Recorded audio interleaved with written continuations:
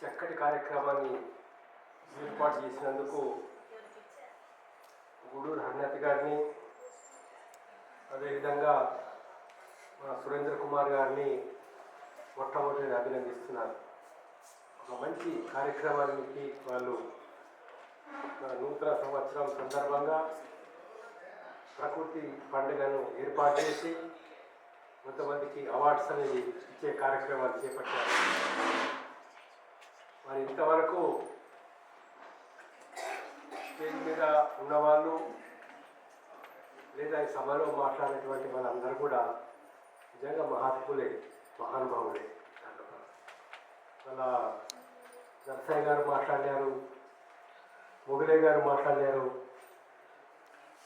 మన వేద పండితులు మరి కృష్ణారెడ్డి గారు మాట్లాడారు.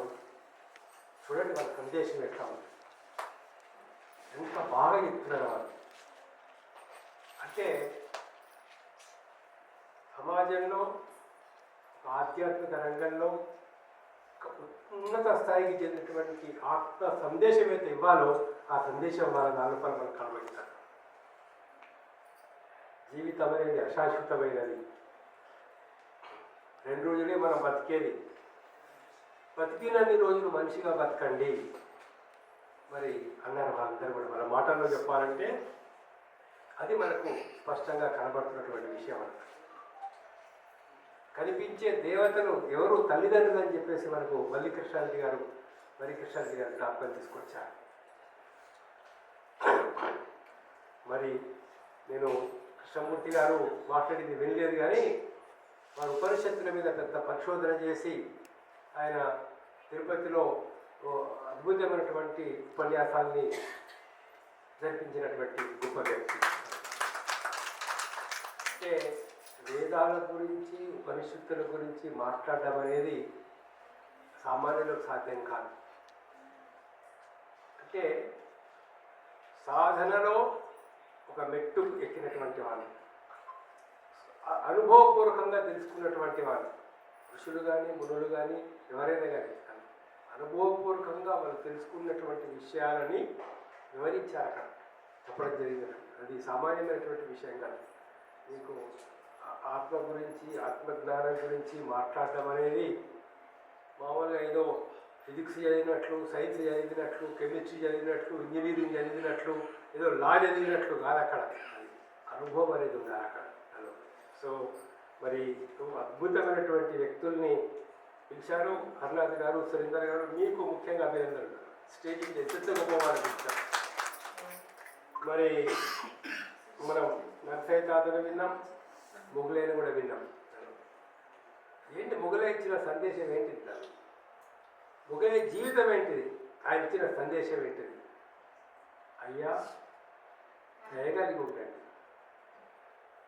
కరుణ కలిగి ఉండండి, పేదవాళ్ళకు తోడ్పడండి. మీరు ₹1 నువ్వు ఇస్తే 10 రూపాయలు ఇవ్వాల్సి వస్తుందని షిర్డీ సాయిబాబా లాంటి వాళ్ళు చెప్పారు. నువ్వు ₹1 ఇస్తే 10 రూపాయలు నాకు ఇవ్వాల్సి వస్తుందని చెప్పేసి. మరి మొగులయ్య ఈ అనాథ పిల్లలకు తోడ్పడ్డారో, 200 మంది అనాథ పిల్లలను చదివించాడనంటే అంతటి గొప్ప విషయం ఒక తెలంగాణ ఎక్కువ వస్తుంది. నేను ఎంతోమంది మినిస్టర్లను చూసినా, ఎమ్మెల్యేలను చూసినా, ఎంపీలను చూసినా, కోటీశ్వరులను చేసిన, పెద్ద పెద్ద కంపెనీల యజమానులను చూసినాం, పెద్ద పెద్ద నాయకులను, జడ్జీలను చూసినాం. కానీ 200 మంది అనాథలను చదివించింది మొగలయ్య ఒక్కడని చెప్పేసి. మరి వల్ల ఆయనకు అవార్డు వచ్చిందనంటే భగవంతుడు, పరమాత్ముడు అయితే ఉందో ఆయన ఈ అనాథ పిల్లలకు సాయం చేస్తాడో దాని గుర్తింపుగా వచ్చిందని. మంచి నువ్వు ఎక్కడ దయ చూపించినా, ఎక్కడ కరుణ చూపించినా, ఎక్కడ జాలి చూపించినా, కనీసం ఆకలి ఉన్న ఒక్కొక్క రొట్టె నువ్వు వేసినా కూడా ఎప్పటికీ వ్యర్థం పోదండి, ఎప్పటికీ వ్యర్థం పోదు. ఇది నా అనుభవపూర్వకంగా చెప్తున్నటువంటి విషయం. ఇవాళ నేను హైకోర్టు జడ్జి స్థాయికి వచ్చినానంటే మా అమ్మ చేసుకున్నటువంటి, ఎంతమందికి ఆమె అన్నదానం చేసేదో, ఎంతమందికి ఆమె పూజలు పెట్టేదో. నేను అడ్వకేట్గా పనిచేసే రోజుల్లో క్లయింట్స్ మా ఇంటికి వస్తే వాళ్ళకు కూడా అన్నం తయారు చేసి బిడ్డ అన్నం తినండి అని చెప్పేసి. సో ఆ తల్లి చేసుకున్నటువంటి పుణ్యమే. అలాగే చెప్పాలంటే ఒకటే చెప్పింది, జీవితంలో ఆ, మా నాన్న కానీ అమ్మ కానీ ఎప్పుడైనా నా మీద కోప్పడ్డానంటే ఒకే ఒక సంఘటన. ఎవరికన్నా ఆరోగ్యం బాగాలేకపోతే అమ్మ వచ్చి అంటుండే, అరే ఆయనకు ఆరోగ్యం బాగాలేదా, దవాఖాన తీసుకపో, హాస్పిటల్ తీసుకపోయింది. అలాగే ఆమెకు కొద్దిగా కడుపు నొప్పిందట, ఆమెనే టీఎస్ ఇస్తుండే, వంట చేసి పంపిస్తుండే వాళ్ళకు. నేను ఎప్పుడైనా వేరే స్నేహితులతో మాట్లాడుతూ వేరే పనుండి వాళ్ళని హాస్పిటల్ తీసుకుపోవడానికి లేట్ చేస్తే, అరే ఏం చేస్తున్నావురా నీకు, నీకేం చెప్పిండ్రా, నువ్వు ఏం చేస్తున్నావు అని అంతే, అంతకంటే ఎక్కువ మాట. వెంటనే అమ్మ అని చెప్పేసి పోయి వాళ్ళని హాస్పిటల్ తీసుకపోయి అడ్మిట్ చేయించి ఏదో ట్రీట్మెంట్ వాళ్ళకి చేతనైన సాయం మనం చేసేవాళ్ళం. సో ఆ గుణం, స్పందించే గుణం, స్పందించే గుణం ఉంటేనే సమాజం బాగుంటుంది. స్పందించే గుణం లేదు తను అంటే అసలు భగవంతుడు ప్రకృతి ద్వారా అసలు ఎంతటి కరుణ ఉంది చెప్పండి. ఇక్కడ అందరం కూర్చున్నాం, మనం రోడ్డు మీద వెళ్తున్నాం, ఊళ్ళలో వెళ్తాం, గ్రామాలు వెళ్తాం, ఎక్కడికి ఏ ఊరికైనా పోండి, గాలి పీల్చుకోవడానికి డబ్బులు ఏమైనా ఇస్తున్నాం మనం. అదే గాలి లేకపోతే 5 నిమిషాలు ఉంటారా ఎవరైనా చెప్పండి? 5 నిమిషాలు బతుకుతామా మనం గాలి లేకపోతే? 5 నిమిషాలు కానీ 3 నిమిషాలు కూడా ఉండదు. మీరు కావాలని చూడండి, 2 నిమిషాలు కరెక్ట్గా 2 నిమిషాలు ముక్కు మూసుకొని కూర్చోండి, ఎంత ఉక్కిరి బుక్కిరి అయిపోతాం మనం.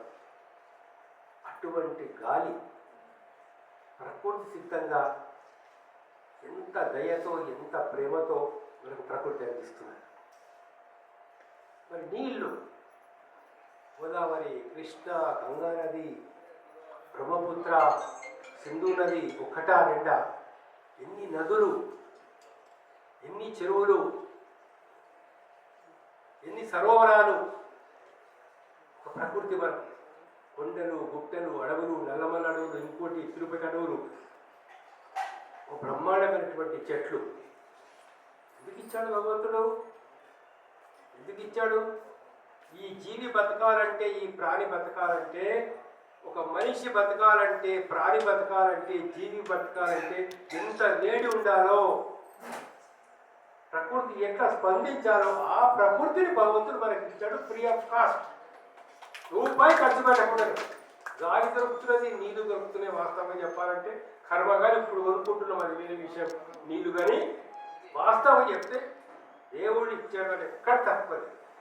ఇక నీళ్లు, గాలి, భూమి నుంచి పండే ఆహారం, ప్రకృతి ఎంత డీసెంట్ అయితే చూడండి. నీకు ముక్కులో కొన్ని ఎంటికలు ఉంటాయి, ఇక్కడ లోపల తడి ఎందుకు పెట్టాడు భగవంతుడు? నీ దుమ్ము ధూళి లోపలికి పోకుండా. ఏదన్నా చిన్నది పోతే ఆ తడికి అక్కడ అంటుకొని అది కూడా చెస్ట్లోకి, ఈ ఛాతీలోకి పోకుండా. అసలు మానవ శరీరమే ఒక అద్భుతమైనటువంటి ఒక సృష్టి. అటువంటి యొక్క సృష్టికర్త ఆయన ఎంత దయ ఉంటే ఇంత అద్భుతమైన సృష్టిని మనకి ఇవ్వాలి. కానీ ఇవాళ అంటే ఎంత బాధాకరమైనటువంటి విషయం అంటే, మామూలుగా 1-2 పాయింట్స్ నేను చెప్పి ముగించేస్తాను. మనకు మామూలుగా ఎయిర్ క్వాలిటీ ఇండెక్స్ అంటారు. అంటే గాలిలో ఎంత ఉండాలి, ఎంత శాతం ఉండాలి, ఆక్సిజన్ ఎంత ఉండాలి, కాలుష్యం ఎంత ఉండాలి. 0.5 వరకు ఉంటే మంచి గాలి, 51 నుంచి 100 వరకు ఉంటే సంతృప్తికరం, 100 నుంచి 200 ఉంటే క్వాలిటీ కొంచెం తగ్గింది కానీ అయినా పర్వాలేదు, మధ్యస్థం. 200 దాటిందంటే హీనం, రోగ కారణం, అనారోగ్యం దాపురిస్తుంది. ఇది ఊపిరితిత్తులలో రోగాలు, దగ్గు, దమ్ము, రకరకాల కార్యక్రమాలు ఇవన్నీ కూడా వస్తాయి. ఇది 400 దాటితే పెను ప్రమాదకరం. ఈరోజు ఢిల్లీ పట్టణంలో ఎయిర్ క్వాలిటీ ఇండెక్స్ 498. ఢిల్లీలో. హైదరాబాద్లో 206, 210 వరకు ఉన్నది. హైదరాబాద్లో ఇండస్ట్రియల్ ఏరియాకి పోతే 300 దాకా, 280 ఉన్న లెక్క చేస్తే ఎంత ఉండాలండి? 100 దాటితే ప్రమాదకరం. కానీ ఢిల్లీలో ఎక్కడ ప్రైమ్ మినిస్టర్ ఉంటాడో, రాష్ట్రపతి ఉంటారో, సుప్రీంకోర్టు జడ్జీలు ఉంటారో అక్కడ పరిస్థితి. అంటే మరో మాటలు చెప్పాలంటే, ఏ రోజు ఒక సిగరెట్ తాగినటువంటి వ్యక్తి ఢిల్లీ పట్టణంలో పోయి ఒక రోజు ఉంటే 24 గంటలు ఉంటే ఆయన 25 నుంచి 30 సిగరెట్లు తాగితే ఎంత ఎఫెక్ట్ అవుతుందో అంత ఎఫెక్ట్ అవుతుంది ఢిల్లీలో మనం ఉంటే. ఒక్కరోజు 24 గంటలు ఎక్కువ అవసరం లేదు. ఇదండి పరిస్థితి. అందుకని ఏంటంటే మరి ఇట్లా ఉన్నప్పుడు గంగా, యమున, సరస్వతి వీటి నీటిల లోపల 50% కాలుష్యం అనేది వచ్చేసింది. నీటి కాలుష్యం. ఇవాళ నీటి కాలుష్యం వల్ల ఏమైపోతున్నది, అక్కడ చేపలు చనిపోతున్నాయి. రకరకాల మనుషులు కొన్ని నదులలో ఇవాళ మూసీ నది నుంచి వచ్చినటువంటి నీళ్లతో పంటలు పండించినా కూడా ఆకుకూరలు కానీ మరొకటి కానీ అవి కూడా విషతుల్యమవుతున్నాయి. అంటే ఎటువంటి ప్రమాదకర స్థాయికి మనం చేరుకున్నామో దయచేసి మీరు ఆలోచించండి. మరి ఏం జరుగుతోంది ప్రపంచం మొత్తంలో?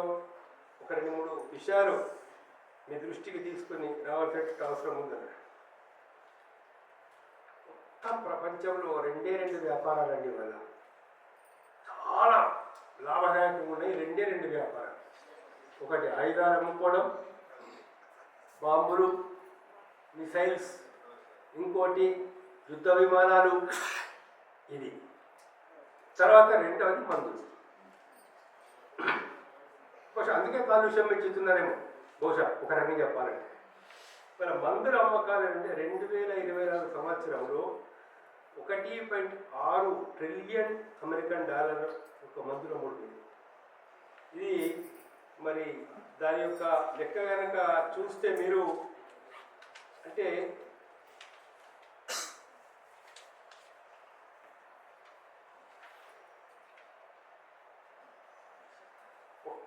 ఒక్క చిన్న పాయింట్ ఒకటే, ఈ మందుల కంపెనీల దోపిడీ ఉందంటే EMCUR ఈ కంపెనీ నుంచి క్యాన్సర్ డ్రగ్ ఎమిక్యూర్ అనేది ఇస్తారు. క్యాన్సర్ ఇది ఆసుపత్రులకు లేదా విదేశాల్లో అమెరికా కావచ్చు, ఇతర దేశాలు కావచ్చు, ఈ మందు మన ఇండియన్ కరెన్సీలో ఎంతకు వస్తుందంటే 1950 రూపాయలకు వస్తుంది. 1950 రూపాయలకు వస్తుంది. ఇక్కడ హైదరాబాద్లో ఏ కార్పొరేట్ హాస్పిటల్కి పోయినా కూడా 18,640 తీసుకుంటున్నారు. 18,640 తీసుకుంటున్నారు. మరి ఎట్లా జరుగుతుందో చూడండి. మన ఒక జీ న్యూస్ వాళ్ళు సర్వే చేశారు. సర్వే చేస్తే వాళ్ళ యొక్క లెక్క ఏంటంటే 55% గుండె ఆపరేషన్లు, 48% గర్భాశయ తొలగింపు ఆపరేషన్లు, 47% క్యాన్సర్ ఆపరేషన్లు, 48% మోకాలు మార్పిడి ఆపరేషన్లు, 45% సిజేరియన్ డెలివరీలు బోగస్. అంటే అవసరం లేదు. అవసరం లేకుండా ఎన్ని గుండె ఆపరేషన్లు చేస్తున్నారంటే 55%. అంటే మొత్తం 100 ఆపరేషన్ 45 జెన్యూన్ అన్నట్లు. సో ఇది ఇక్కడ జరుగుతున్నటువంటి ఒక పరిస్థితి. మరి ఎందుకంటే ఇందాక పెద్దలు చెప్పినట్లు, ఇంకా మన వాళ్ళందరూ చెప్పినట్లు స్వార్థం చాలా ఎక్కువైంది. డబ్బులు సంపాదించుకోవాలి. ఎంత స్వార్థం ఎక్కువైపోయిందంటే ఈ రాజకీయ నాయకులు మరి వ్యాపారస్తులు కూడా ఒక్కరు కాదు, ఇద్దరు కాదు, కొన్ని కంపెనీల వాళ్ళు కోటాను కోట్లు సంపాదించుకునేటువంటి పరిస్థితి. వాళ్ళ ఆస్తులు ఏమైనా ఇప్పుడు ఏమైనాయి, కొన్ని వివరాలు కూడా అన్ని ఇవ్వడం అనేది జరిగింది. తర్వాత చాలా బాధాకరమైన విషయం ఏంటంటే దేశాన్ని పరిపాలిస్తున్న మంత్రులు కావచ్చు, రాష్ట్రాన్ని పరిపాలిస్తున్న మంత్రులు కావచ్చు, మొత్తం లెక్కలు తీసుకుంటే 45% మంది క్రిమినల్ కేసులు పడలేదు. అంటే 70 ఇప్పుడు ఉదాహరణకు కేంద్రంలో 72% మంత్రులు ఉంటే అందులో 29 మంత్రుల మీద క్రిమినల్ కేసు. మొత్తం 19 మంది మీద తీవ్రమైన కేసులు. ఆంధ్రలో 25 మంది మంత్రులు ఉంటే 22 మంది మీద క్రిమినల్ కేసెస్. తెలంగాణలో మొత్తం 15 మంది మంత్రులలో 12 మంది మీద క్రిమినల్ కేసులు. ఒక పార్టీ ఆ పార్టీ ఈ పార్టీ అని కాదు దానిలో. సో ఎవరు పరిపాలిస్తున్నారు, సరే వాళ్ళ ఆస్తులు ఎట్లా పెరిగినాయి, ఏ విధంగా ఉన్నాయి, ఎంతెంత పెరిగినాయి, ఎవరి ఆస్తి ఎంత కొన్ని లెక్కలు అక్కడ ఇవ్వడం అనేది జరిగింది. సో మిత్రులారా, ఇక్కడ ఏంటంటే దేశ భవిష్యత్తు కానీ సమాజం యొక్క భవిష్యత్తు కానీ ప్రకృతిని కానీ మనం కాపాడుకోవాల్సిన అవసరం. ప్రకృతిని కాపాడుకోవాలి. నేను ఒకసారి ఢిల్లీ వెళ్ళినప్పుడు అబ్దుల్ కలాం గారిని కలిశాను. కలాం గారు చాలా ప్రేమ నేనంటే. అక్కడ కూర్చున్నాము, టీ తెప్పించాడు, టీ తాగుతున్నాము. అబ్దుల్ కలాం గారు ఎట్లనే అడుగుతూ ఉంటారు ఎప్పుడెప్పుడు నన్ను. ఆ దూరంగా ఒక చెట్టుని చూపించి ఏం కనబడుతుంది అక్కడ. సార్ చెట్టు ఉందన్న. చెట్టు మీద ఏం కనబడుతున్నది చూడాలి. ఏముంది చెట్టు మీద? సార్ పక్షుల గుళ్ళు కనబడుతున్నాయి. ఇంకా ఏం కనబడుతున్నాయి చూడరాడు. సార్ పండ్లు కనబడుతున్నాయి. ఇంకా ఏం కనబడుతున్నాయి చూడాలి. కొమ్మలు ఉన్నాయి, ఆకులు ఉన్నాయి అని అన్నారు. అది ఏం చెప్తున్నది మనకు? అది ఏం బోధిస్తున్నది నీకు అన్నాడు. అంటే చెప్పండి సార్ అన్నాడు. ఒక చెట్టు ఎండల ఉండే మనిషికి చల్లని నీడ ఇస్తుంది. ఆకలి నువ్వు రాయితో కొట్టినా కూడా నీకు అది పండిస్తుంది. రాయితో కొట్టినా కూడా నీకు పండిస్తుంది. పక్షులకు గూడిస్తుంది, రక్షణ గూడు కల్పిస్తుంది. నిజమైన మనిషి ఒక పరిపూర్ణమైన మనిషి ఒక చెట్టు మాదిరి ఉండాలి. నీ దగ్గరికి వచ్చిన వాళ్ళకు ఆశ్రయం ఇవ్వాలను. నేను తిట్టినా సరే ఆహారం పెట్టాలా మనకు. ఎట్లయితే పక్షులకు గూడిస్తున్నాయో పేదలకు, అనాథలకు, పేద విద్యార్థులకు, మరొకరికి నువ్వు ఆ విధంగా హక్కున చేర్చుకోవాలి. ఇది జీవితం అనేటటువంటిది. మరి ఈ సందర్భంగా ఇంకొక 2 నిమిషాలు చెప్పొచ్చా? Just 2 minutes. ఏదో మీ అనుమతి. ఏం లేదు అంటే ఒక్కొక్కసారి చాలా బాధ కలుగుతుంది, చాలా దుఃఖం కలుగుతుంది. ఏంటంటే మరి ఏం సంపాదించుకోని మనిషి పుట్టినప్పుడు ఏం తీసుకొని వస్తాడు, వెళ్ళేటప్పుడు ఏం తీసుకొని పోతాడు. తల్లి గర్భము నుండి ధనము తేడెవ్వడు, వెళ్ళిపోయేటి నాడు వెంటరాడు. లక్షాధికారి అయిన లవణమన్నమే కానీ మెరుగు బంగారం మింగబోడు. ఇవన్నీ మర్చిపోతున్నాం మనం. ఇలాంటి పద్యాలన్నీ కూడా చిన్నప్పుడు చెప్పేవాళ్ళు. ఇప్పుడు ఏమైపోయి ఎడ్యుకేషన్ మొత్తం పాడు చేసి పారేస్తారు. ఇలాంటి పద్యాలు లేవు, వేమన పద్యాలు లేవు, సుమతి శతకం లేదు, ఇంకోటి లేదు.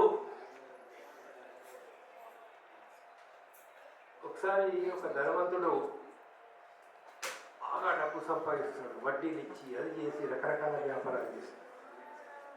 ఆ రోజుల్లో ఇప్పుడు 3-4,500 సంవత్సరాల క్రితం ₹1,00,000 సంపాదిస్తే ఒక జెండా ఇల్లు మీద వేసేవాడు. ఇంకో 1,00,000 ఇంకో జెండా, ఇంకో 1,00,000 ఇంకో జెండా, ఓ 20-30 జెండాలు వచ్చేసిన ఇంటి మీద. కానీ ఎన్నడూ పిల్లి కూడా ఇచ్చేవాడు. సో కబీర్ అన్నవాడేసరికి ఎట్లా చెప్పాలా అంటే సరే అని చెప్పేసి ఒకరోజు కబీర్ ఆ ధనవంతుని ఇంటికి పోతాడు. అదే స్వామి వచ్చాడు, రెడీ అని కూర్చోబెట్టి మర్యాద చేశాడు. వెళ్ళంగానే కాసేపు అయిన తర్వాత ఒక పాత సూది సూది తీసుకొని పోయి ఆ ధనవంతుడి చేతిలో పెట్టాడు. ఏం స్వామి? ఏం లేదయ్యా, ఇది ఒకటి నాకున్నది, నీకు ఇచ్చేస్తున్నా. నేను ఇంకా రేపో ఎల్లుండో వెళ్ళిపోతా కదా, పైలోకానికి వెళ్ళిపోతా, అందులో నీ దగ్గర పెట్టుకో, నువ్వు వస్తావు కదా, నీ ఎవరు తీసుకొచ్చాక నాకు ఇయ్యో. నువ్వు అడిగి వస్తావు కదా పైకి, నాకు వస్తావు కదా నువ్వు కూడా. తీసుకున్నాడు, సూది వచ్చింది కదా అని. ఒక నిమిషం చేతిలో పట్టుకొని ఆలోచించాడట. అరే స్వామి చనిపోయిన తర్వాత ఈ సూది నా వెంబడి ఎట్లా తీసుకురావాలి, నా వెంబడి వస్తుందా అన్నాడు. సూది అని ఏమని రాదు, మరి నీ కోట్లు లక్షల రూపాయలు సంపాదిస్తున్నాయి, అది నీ వెంబడి వస్తుందా?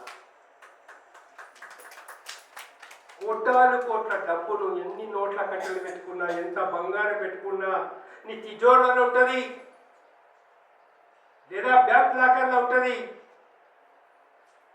చచ్చిపోయిన తర్వాత ఒకవేళ వెండి నీ కాలు ఏలుగు ఎండి ఉంగరం ఉన్నా కూడా దాన్ని కూడా పీకేస్తారు. ఇంకా బంగారంగా ఏమైనా కనుక ఉంటే లేకపోతే ఏమన్నా చేసి కానీ తీసేస్తారు. అవునా కాదు?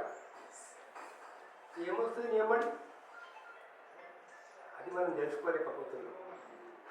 అలెగ్జాండర్ కోటాను కోట్లు సంపాదించారు, కోటాను కోట్లు బంగారము, వెండి, ముత్యాలు, రత్నాలు, ఒకటా రెండా, గుర్రాల మీద, ఏనుగుల మీద తీసుకొని పోతున్నాడు, ఒంటెల మీద. ఎక్కడ? తన దేశంకు.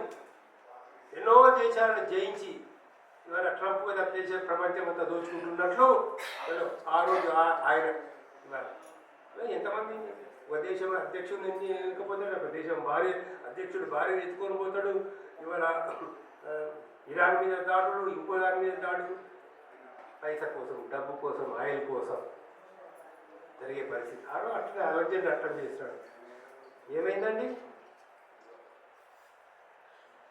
భూ ప్రపంచం మీద హిరణ్యకశిపుడు కావచ్చు, రావణాసురుడు కావచ్చు, నిజాం రాజు కావచ్చు, ఇంకొకటి కావచ్చు, నేను అని కనుక నువ్వు కళ్ళు నెత్తికెక్కినయా, భగవంతుడు ఎక్కడ నీకు జవాబు చెప్పాలో చెప్తాడు, గ్యారంటీగా. అంత పెద్ద అలెగ్జాండర్ను ఎవరు ఓడించిన అలెగ్జాండర్ ఏమైంది? చిన్న మలేరియా దోమ కొట్టింది. ఎన్ని మందులు, ఎందరు డాక్టర్లు, అపల్లో కాపాడవి, ఇంకోటి కాపాడవి, ఏదిగా టైం వచ్చిందా సంప్రాప్తే సన్నిహితే కాలే కథం, ఎవరిని ఆపలేడు అందరూ. అక్కడ అలెగ్జాండర్ దోమ కొట్టింది, తగ్గలేదు, చనిపోయే స్థితికి వచ్చేసింది. వాళ్ళ సాంప్రదాయం ఏంటంటే శవపేటికి తయారు చేసి పంపిస్తారు. శివపేటికి తయారు చేయిస్తున్నాడు. ఆయన బతుకున్నప్పుడే ఒక మాట చెప్పాడు, తల వైపు 2 రంధ్రాలు పెట్టండి అన్నాడు. ఎందుకు సార్? పెట్టండి మీరు రంధ్రాలు, నేను చనిపోయిన తర్వాత ఈ యొక్క శవానికి ఆ రంధ్రాల నుంచి నా 2 చేతులు పైకి పెట్టండి. కోటాను కోట్లు సంపాదించిన అలెగ్జాండర్ వట్టి చేతులతో పోతున్నాడు, ఏం తీసుకపోతలేడు అని ప్రపంచానికి సందేశం ఇవ్వండి అన్నాడు. అంటే చాలా ఉన్నాయి, మనం చెప్పుకుంటూ పోతే మహాభారతంలో కథలు ఉన్నాయి, రామాయణంలో కథలు ఉన్నాయి. మన వాళ్ళు ధర్మంలో ఎన్నో విషయాలు, ఎన్నో కథలు చెప్తూ వచ్చినారు. కానీ మానవ జాతి ఇవాళ మనిషి క్రూరంగా తయారైపోతున్నాడా, దుర్మార్గంగా తల్లి లేదు, తండ్రి లేదు, మామ లేదు, కొడుకు లేదు, భర్త లేడు. భర్త దగ్గర బంగారం ముఖ్యమైపోయింది, తల్లి దగ్గర ఆస్తులు ముఖ్యమైపోయినాయి, తల్లి దగ్గర ఆస్తులు. దాన్ని మరి పోగొట్టాల్సిన అవసరం ఉంది. ఒక మంచి కార్యక్రమాన్ని మీరు ఏర్పాటు చేసినందుకు మీ అందరూ చేస్తూ ప్రకృతి మనం కాపాడుకోవాలి, చెట్లను మనం కాపాడుకోవాలి. ఇంకా ఏ చేసినా నువ్వు కనుక ప్రకృతిని మనం కాపాడుకోలేకపోతే, నేను వాళ్ళని వీళ్ళని రాజకీయాలను విమర్శించేది, 1020 ఎకరాల ఎన్నో లక్షల చెట్లు ఉన్నటువంటి భూమిని ఎకరాకు రూపాయి చొప్పున ఇచ్చారండి ఇవాళ ప్రభుత్వంలో ఉన్నవాళ్ళు.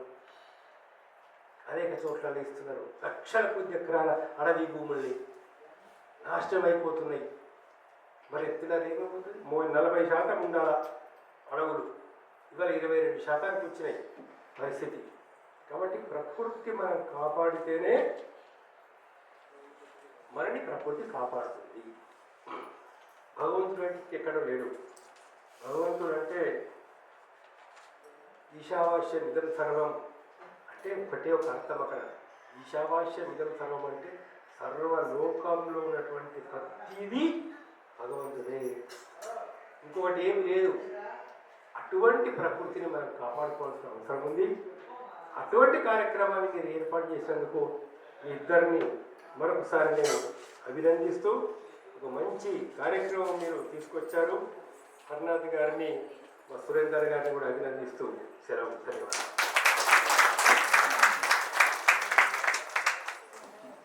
Thank you sir.